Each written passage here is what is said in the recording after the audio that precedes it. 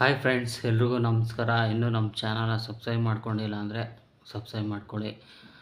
ಈ ಸತೀಶ್ ಕ್ಯಾಡಬಾಮ್ಸ್ ಏನು ಈ ರಜತ್ ಅವರಾಗಿರ್ಬೋದು, ಮತ್ತು ವಿನಯ್ ಗೌಡ ಆಗಿರ್ಬೋದು, ಮತ್ತು ಸುದೀಪ್ ಅವರಾಗಿರ್ಬೋದು, ಈ 4 ಜನರ ಮಧ್ಯೆ ಇವಾಗ ಒಂದು ಕಾಂಟ್ರವರ್ಸರಿ ನಡೀತಾ ಇದೆ.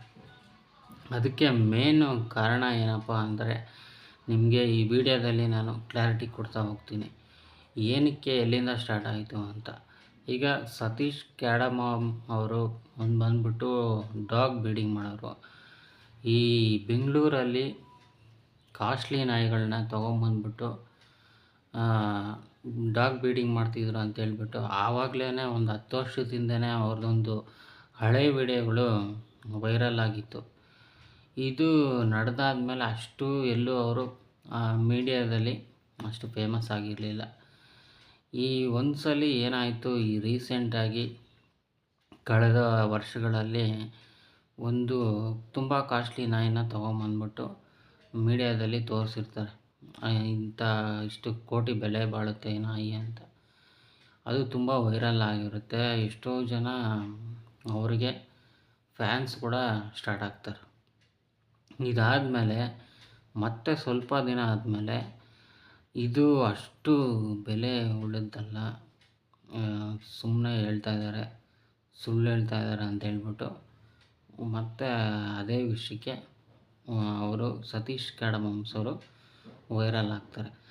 ಆಮೇಲೆ ಅದು ನಿಜಾನ, ಅಷ್ಟು ಬೆಲೆ ಉಳ್ಳಂಥ ನಾಯಿನ, ಅದಕ್ಕೆ ಕ್ಲಾರಿಟಿ ಸಿಗಲ್ಲ. ಇದಾದಮೇಲೆ ಈ ಕಳೆದ ಲಾಸ್ಟ್ ಸೀಸನಲ್ಲಿ ಬಿಗ್ ಬಾಸ್ ಟೀಮ್ ಅವರು ಇವ್ರನ್ನ ಒಂದು ಕಂಟೆಸ್ಟೆಂಟ್ ಆಗಿ ಬಿಗ್ ಬಾಸ್ ಸೀಸನಲ್ಲಿ ಕರೆಸ್ತಾರೆ. ಅಲ್ಲೂ ಕೂಡ ಇವರು ಒಂದು ಡಿಫ್ರೆಂಟಾಗಿ ಇದ್ದರು ಅಂತಲೇ ಹೇಳ್ಬೋದು. ಜಂಟಿಯಾಗಿ ಹೋದರು. ಅದಾದಮೇಲೆ ಅಲ್ಲಿಂದ ವಾಪಸ್ ಕೂಡ ಬಂದರು. ಸರಿ, ಇಲ್ಲಿಗೆ ಇವರು ವಿಷಯ ನಿಂತ್ಕೊಳ್ಳಿಲ್ಲ. ಹೊರಗಡೆ ಬಂದಮೇಲೆ ಒಳಗಡೆ ಯಾರ್ಯಾರೆಲ್ಲ ಕಂಟೆಸ್ಟೆಂಟ್ ಇದ್ದರು ಅವ್ರ ಬಗ್ಗೆ ಒಂದು ಮೀಡಿಯಾದಲ್ಲಿ ಕೂತ್ಕೊಂಡು ಮಾತಾಡ್ತಾನೆ ಇದ್ದರು. ಗಿಲ್ಲಿ ಅವ್ರ ಬಗ್ಗೆ ಆಗಿರ್ಬೋದು, ಇನ್ನು ಬೇರೆ ಬೇರೆ ಕಂಟೆಸ್ಟೆಂಟ್ಗಳ ಬಗ್ಗೆ ಅವರು ಹಾಗೆ ಹೀಗೆ ಮಾಡ್ತಾರೆ ಅಂತ ತುಂಬಾ ಕಂಪ್ಲೇಂಟ್ ಮಾಡಿಸ್ತಿದ್ರು. ಈ ವಿಚಾರದಲ್ಲಿ ಏನಾಯಿತು, ಗಿಲ್ಲಿ ಫ್ಯಾನ್ಸ್ ಏನಿದ್ದಾರೆ, ಸತೀಶ್ ಕ್ಯಾಡಮಾಮ್ಸ್ ಕಾರ್ ಇದೆಯಲ್ಲ, ಕಾರ್ ಮೇಲೆ ಗಿಲ್ಲಿ ಗಿಲ್ಲಿ ಅಂತ ಬರೆಯೋದಕ್ಕೆಲ್ಲ ಸ್ಟಾರ್ಟ್ ಮಾಡಿದರು. ಇದನ್ನು ನೋಡಿಬಿಟ್ಟು ಮತ್ತೆ ಇವರು ಒಂದು ರಿಯಾಕ್ಷನ್ನ ಮಾಡಿದರು. ಸ್ಲಮ್ ಅವ್ರು ಮಾತ್ರನೇ ಈ ಥರ ಎಲ್ಲ ಮಾಡೋದು, ಗಿಲ್ಲಿ ಫ್ಯಾನ್ಸ್ ಎಲ್ಲ ಸ್ಲಮ್ಮು ಅಂತ ಹೇಳ್ಬಿಟ್ಟು ಇದು ಮಾಡಿದ್ರು. ಮತ್ತೆ ಒಂದಷ್ಟು ಗಿಲ್ಲಿ ಫ್ಯಾನ್ಸು ಹಾಗೆ ಹೀಗೆ ಅಂತ ಸತೀಶ್ ಕ್ಯಾಡಮಾಮ್ಸ್ಗೆ ಬೈಯೋಕ್ಕೆ ಸ್ಟಾರ್ಟ್ ಮಾಡಿದ್ರು. ಇದಾದಮೇಲೆ ಸ್ವಲ್ಪ ವಿಷಯ ನಿಂತೋಯ್ತು. ಸರಿ, ಮತ್ತೆ ಇನ್ನು ಇವ್ರನ್ನ ಗ್ರ್ಯಾಂಡ್ ಫಿನಾಲೆಗೂ ಕೂಡ ಕರೀತಾರೆ. ಸುದೀಪ್ ಅವರು ಕೂಡ ಮಾತಾಡಿಸ್ತಾರೆ. ಅಲ್ಲಿ ನೀವು ಮೀಡಿಯಾದಲ್ಲಿ ಕೂತ್ಕೊಂಡು ಮಾತಾಡ್ತಾ ಇದ್ದಿದ್ದು ಅಂತ ಸ್ವಲ್ಪ ಇಂಡೈರೆಕ್ಟಾಗಿ ಟಾಂಗ್ ಕೊಟ್ಟಂಗೆ ಸುದೀಪ್ ಅವರು ಕೊಡ್ತಾರೆ. ಇವರು ಅಲ್ಲೇನೋ ಮಾತಾಡಲ್ಲ. ಇದನ್ನು ಏನು ಮನಸ್ಸಲ್ಲಿ ಇಟ್ಕೊಂಡಿದ್ರೆ ಏನೋ ಗೊತ್ತಿಲ್ಲ. ಇದಾದಮೇಲೆ ಹೊರಗಡೆ ಬಂದಮೇಲೆ ಇವರು ಏನೋ ಒಂದು ಇನ್ಸ್ಟಾಗ್ರಾಮದಲ್ಲಿ ವಿಡಿಯೋನ ಮಾಡಿದ್ದು. ಆ ವಿಡಿಯೋದಲ್ಲಿ ಸುದೀಪ್ ಅವ್ರದ್ದು ಸಾಂಗ್ನ ಬಳಸಿದರು.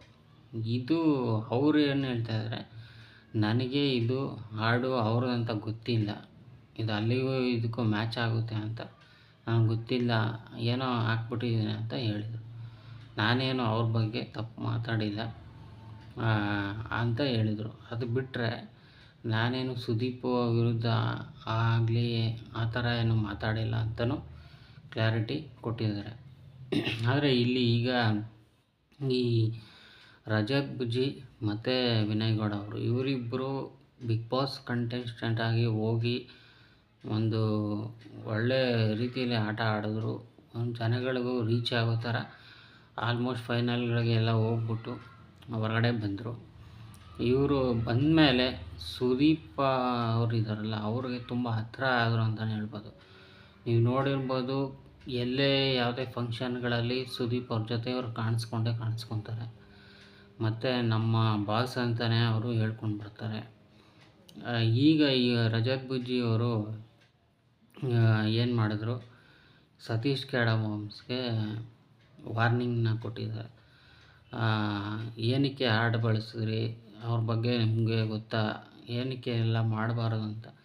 ಈ ಕಡೆ ಡಾಕ್ ಸತೀಶ್ ಅವರು ನನಗೆ ರಜತ್ ಬುಜ್ಜಿಯವರು ಧಮಕಿ ಹಾಕ್ತಾಯಿದ್ದಾರೆ ಅಂತೇಳ್ಬಿಟ್ಟು ಹೋಗಿ ಕಂಪ್ಲೇಂಟ್ ಕೂಡ ಕೊಟ್ಟಿದ್ದಾರೆ.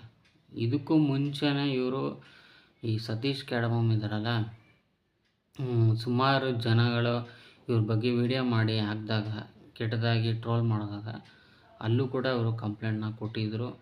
ಅಲ್ಲಿ ಪೊಲೀಸ್ ಸ್ಟೇಷನವರು ಕಂಪ್ಲೇಂಟ್ನ ತೊಗೊಂಡಿದ್ರು, ಆದರೆ ಅಷ್ಟಾಗಿ ಏನು ಸೀರಿಯಸ್ಸಾಗಿ ತೊಗೊಂಡಿರಲಿಲ್ಲ. ಈಗ ಮತ್ತೆ ಇವರು ವಿರುದ್ಧ ಹೋಗಿ ಕಂಪ್ಲೇಂಟ್ ಕೊಟ್ಟಿದ್ದಾರೆ. ಈಗ ಏನಾಗ್ತಾ ಇದೆಯಪ್ಪ ಅಂದರೆ, ಮತ್ತೆ ರಜತ್ ಬುಜ್ಜಿಯವರು ಒಂದು ಪೋಸ್ಟನ್ನು ಹಾಕಿದ್ದಾರೆ. ನಮ್ಮ ಕಿಚ್ಚ ವಾಸನ ಮುಟ್ಟಬೇಕಾದ್ರೆ ಮೊದಲು ಸೈನಿಕರನ್ನ ದಾಟಿ ಹೋಗಬೇಕು, ಯಮಕಿಂಕರನ್ನು ದಾಟಿ ಹೋದ್ರೇ ಮಾತ್ರ ಮುಟ್ಟಕ್ಕಾಗೋದು, ಇಲ್ಲಾಂದರೆ ಆಗಲ್ಲ ಅಂಥೇಳಿ ಇವತ್ತು ರೀಸೆಂಟಾಗಿ ಒಂದು ಪೋಸ್ಟನ್ನು ಹಾಕಿದ್ದಾರೆ. ಅದನ್ನು ನೋಡಿದ್ರೇ ಗೊತ್ತಾಗುತ್ತೆ, ಅದಕ್ಕೆ ಬೇರೆ ಯಾರ ವಿರುದ್ಧ ಹಾಕಿಲ್ಲ, ಈ ಸತೀಶ್ ಕ್ಯಾಡಮಾಮ್ಸ್ ಇದಾರಲ್ಲ ಅವ್ರ ವಿರುದ್ಧನೇ ಹಾಕಿದ್ದಾರೆ. ಇದು ಏನೂ ಇಲ್ಲ. ಹೇಳ್ಬೇಕಂದ್ರೆ ಈ ಮೀಡಿಯಾಗಳಲ್ಲಿ ಮಾತು ಮೀಡಿಯಾದವರು ಟೈಟಲ್ಗಳನ್ನ ಹಾಕೋದು, ಥಂಬ್ನೇಲ್ಗಳನ್ನ ಹಾಕೋದು, ಈ ಒಂದು ವಿಚಾರಕ್ಕೇ ಇಲ್ಲಿ ಸುತ್ತಿ ಬಂದು ವಿಷಯ ಎಲ್ಲೆಲ್ಲೋ ಹೋಗ್ತಾ ಇದೆ. ಇನ್ನು ಈ ವಿಷಯ ಕುರಿತಾಗಿ ಸುದೀಪ್ ಅವರು ಇದುವರೆಗೂ ಏನು ರಿಯಾಕ್ಷನ್ ಮಾಡಿಲ್ಲ. ಅವ್ರು ಮಾಡೋದು ಇಲ್ಲ ಅಂತ ಅಂದ್ಕೊತೀನಿ. ಯಾಕಂದರೆ ಅವರು ಇಂಥದಕ್ಕೆಲ್ಲ ತಲೆನೇ ಕೆಡಿಸ್ಕೊಳ್ಳಲ್ಲ. ಈ ರೀಸೆಂಟಾಗಿ ಒಂದು ಗುರೂಜಿ ಬಿಗ್ ಬಾಸ್ ಕಂಟೆಸ್ಟೆಂಟ್ ಹೋಗಿದ್ದರು. ಅವರು ಆಚೆ ಬಂದಾಗ ಮೊನ್ನೆ ಏನೋ ಒಂದು ಮಾತಾಡಿದರು. ಆ ಟೈಮಲ್ಲೂ ಅವರೇನು ರಿಯಾಕ್ಷನ್ ಮಾಡಲಿಲ್ಲ. ಮತ್ತು ಅವರೇ ಬಂದ್ಬಿಟ್ಟು ತಪ್ಪಾಯಿತು ಅಂತಲೂ ಕೇಳಿದರು. ಏನಕ್ಕೆ ಅಪ್ಪ ಅಂದರೆ, ಇವೆಲ್ಲ ಏನು ಗೊತ್ತಾ, ಈ ದೊಡ್ಡ ನಟರ ಹೆಸರುಗಳು ಹೇಳ್ಕೊಂಡು ವೀಡಿಯೋ ಮಾಡೋದು ಏನಕ್ಕೆ ಅಂದರೆ ವೈರಲ್ ಆಗೋದಕ್ಕೆ. ಮತ್ತು ಅವರೇ ವಾಪಸ್ ಬಂದ್ಬಿಟ್ಟು ಸಾರಿ ಅಂತ ಕೇಳೋದು. ಇಲ್ಲಿ ಫೇಮಸ್ಸು ಆಗುತ್ತೆ, ಈ ಕಡೆ ಸಾರಿ ಕೇಳ್ದಂಗೂ ಆಗುತ್ತೆ. ಒಟ್ಟಿನಲ್ಲಿ ಹೆಸರು ಬಳಸ್ಕೊಂಡು ಏನೋ ಒಂದು ಮಾಡೋದಷ್ಟೇ, ಅಷ್ಟು ಬಿಟ್ಟರೆ ಬೇರೆ ಇನ್ನೇನೂ ಅಲ್ಲ. ಈಗ ಇದು ವಿಷಯನೂ ಅದೇನೇ ನಡೀತಾ ಇದೆ. ಏನೇ ಆಗಲಿ ಸೆಲೆಬ್ರಿಟೀಸ್ ಥರನೇ ಇರಬೇಕು. ಸಣ್ಣ ಪುಟ್ಟ ವಿಷಯಗಳಿಗೆ ಗಾಸಿಪ್ ಮಾಡ್ಕೊತ ಹೋದರೆ ಅವರ ಒಂದು ಹೆಸರಿಗೆ ಧಕ್ಕೆ ಬರುತ್ತೆ ಅಷ್ಟೇ, ಇನ್ನೇನಿಲ್ಲ. ಇದೆಲ್ಲ ಕಾಂಟ್ರವರ್ಸಿ ಮುಗೀಲಿ. ರಜತ್ ಅವರಾಗಿರ್ಬೋದು, ವಿನಯ್ ಗೌಡ ಆಗಿರ್ಬೋದು, ಮತ್ತು ಸತೀಶ್ ಕ್ಯಾಡಮಾಮ್ ಆಗಿರ್ಬೋದು, ಸುದೀಪ್ ಅವರಾಗಿರ್ಬೋದು, ಯಾರೇ ಆಗಲಿ ಈ ಒಂದು ವಿಷಯನ ಇಲ್ಲಿಗೆ ನಿಲ್ಲಿಸೋದು ತುಂಬ ಒಳ್ಳೆಯದು ಅಂತ ಅನಿಸುತ್ತೆ.